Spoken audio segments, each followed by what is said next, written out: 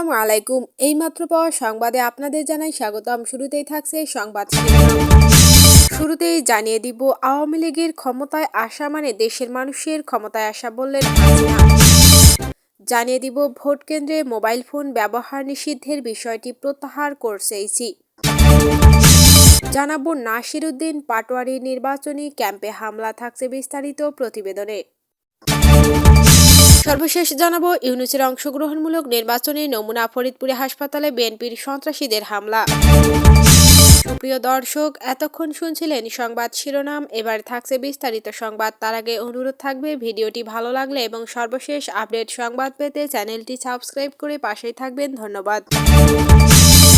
আওয়ামী লীগের ক্ষমতায় আসা মানে দেশের মানুষের ক্ষমতায় আসা বলেন জননেত্রী শেখ হাসিনা। কাকে ভোট দিতে যাবেন? যারা বাংলাদেশের প্রতিটি বাজারে সিন্ডিকেট করেছে। অবৈধ নির্বাচন মানি না, ভোট দিতেই যাব না। প্রবাসীদের ভোটাধিকার নাকি জামায়াতের ভোট ব্যাংক সাজানোর খেলা। 24শে জুলাইয়ের রক্তের বন্যায় ভাসিয়ে যারা ক্ষমতায় দখল করেছে তাদের হাতে নির্বাচন হলে কি হবে তা নমুনা এখন সামনে দৃশ্যমান। প্রবাসীদের ভোটাধিকারের নামে যে তামাশা হচ্ছে সেটা দেখে পরিষ্কার বোঝা যাচ্ছে এই পুরো আয়োজনটাই কার জন্য।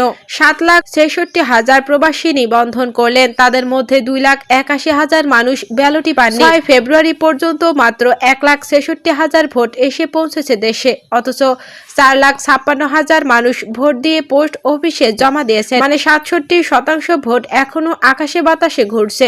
মাত্র কয়দিন বাকি থাকতে ডিসেম্বরের 7 তারিখে যারা রেজিস্ট্রেশন করেছেন তাদের ব্যালট জানুয়ারিতে ঢাকা এয়ারপোর্টে আটকে আছে। 2 মাস পেরিয়ে গেছে, ভোটের আগে মাত্র কয়েকদিন বাকি, কিন্তু ব্যালট এখনো হাতে পৌঁছায়নি। এটা কি শুধুই অদক্ষতা নাকি ইচ্ছাকৃত? ব্যালটের ডিজাইনেই ছিল কারচুপির আলামত। প্রথম লাইনে কোন দলগুলোকে রাখা হয়েছে, ভাজের জায়গায় কার প্রতীক পড়েছে, সেটা নিয়ে যখন প্রশ্ন উঠল, নির্বাচন কমিশন চুপ মেরে গেল। কোনো ব্যাখ্যা নেই, কোনো সংশোধন নেই। মালয়েশিয়ায় 84,000 মানুষ অনুমোদিত ভোটার, তাদের মধ্যে 45,000 ভোট দিয়েছেন, কিন্তু দেশে এসেছে মাত্র 15,000। বাকি 30,000 ভোট কোথায়? এই নির্বাচন আসলে কাদের জন্য সাজানো হয়েছে সেটা এখন আর রহস্য নেই। যে সরকার নির্বাচিত জনগণের ভোটে ক্ষমতায় ছিল তাকে রক্তের বন্যা বইয়ে সরিয়ে দিয়ে যারা বসেছে তাদের হাতে কি আশা করা যায়? যে দল দেশ স্বাধীন হওয়ার পর থেকে মুক্তিযুদ্ধের বিরোধিতা করেছে, যুদ্ধাপরাধীদের পক্ষে দাঁড়িয়েছে, তাদের জন্যই কি এই পুরো প্রবাসী ভোটের নাটক? আওয়ামী লীগকে বাদ দিয়ে নির্বাচন করার মানেই হলো দেশের সবচেয়ে বড় রাজনৈতিক দলকে, যে দল টানা 3 মেয়াদে ক্ষমতায় ছিল, তাকে জোর করে সরিয়ে একটা একতরফা প্রতিযোগিতার আয়োজন করা এবং সেই প্রতিযোগিতায় যেন নির্দিষ্ট কিছু দল সুবিধা পায়, তার জন্য প্রবাসীদের ভোটের নামে এই পুরো খেলা। ভোট কেন্দ্রে মোবাইল ফোন ব্যবহার নিষিদ্ধের বিষয়টি প্রত্যাহার করছে ইসি। নির্বাচন কমিশন ভোট কেন্দ্রে 400 গজের মধ্যে মোবাইল ফোন ব্যবহার নিষিদ্ধের সিদ্ধান্ত প্রত্যাহার করেছে। কমিশন যে কোনো সময় চিঠির মাধ্যমে এই পরিবর্তনের বিষয়টি আনুষ্ঠানিকভাবে জানাবে। এই তথ্য জানিয়েছেন বাংলাদেশ জামায়াতে ইসলামের সহকারী সেক্রেটারি জেনারেল এহসানুল মাহবুব জোবায়ের। এর আগে বিকেলে বাংলাদেশ জামায়াতে ইসলামী, জাতীয় নাগরিক পার্টি, এনসিপি ও 11 দলীয় জোটের নেতাকর্মীরা কমিশনে গিয়ে আনুষ্ঠানিকভাবে অভিযোগ জানান। এর আগে ত্রয়োদশ জাতীয় সংসদ নির্বাচন ও গণভোটের জন্য ইসি ভোট কেন্দ্রে 400 গজের মধ্যে মোবাইল ফোন প্রবেশে নিষেধাজ্ঞা আরোপ করেছিল। নির্দেশনায় বলা হয়েছিল, সাধারণ ভোটারদের মোবাইল বহন করা যাবে না, তবে দায়িত্বপ্রাপ্ত প্রিজাইডিং অফিসার, পুলিশ ইনচার্জ, নির্দিষ্ট আনসার ও নির্বাচন সুরক্ষা 2026 অ্যাপ বহনকারী 2 জন আনসার সদস্য মোবাইল রাখতে পারবেন। নিষেধাজ্ঞা ঘোষণার পর বিভিন্ন রাজনৈতিক দল ও সাধারণ ভোটাররা অসন্তোষ প্রকাশ করেছেন। তারা বলছেন, ভোটারদের নিরাপত্তার সঙ্গে ফোন বহন প্রয়োজন, তাই এই বিধি মোটেও গ্রহণযোগ্য নয় এবং তা অবিলম্বে প্রত্যাহার করা উচিত।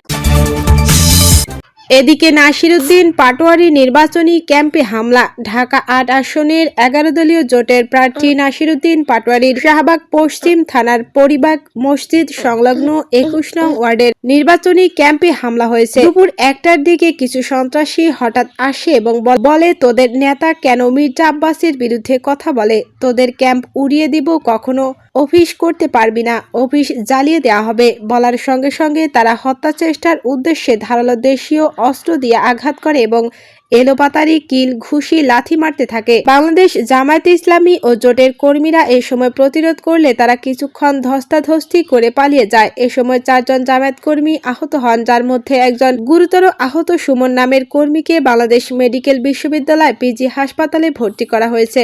উল্লেখ্য, গতকাল রাত 11:30 অস্ত্র ক্যাম্পের সামনে ঢাকা 8 আসনের ধানের শীষের মীর্জা আব্বাসের কর্মীরা এসে স্লোগান দেয় এবং হুমকি ও ভয়ভীতি প্রদর্শন করে। ইউনূসের অংশগ্রহণমূলক নির্বাচনের নমুনা দেখুন। ফরিদপুরে হাসপাতালে বিএনপির সন্ত্রাসীদের হামলা।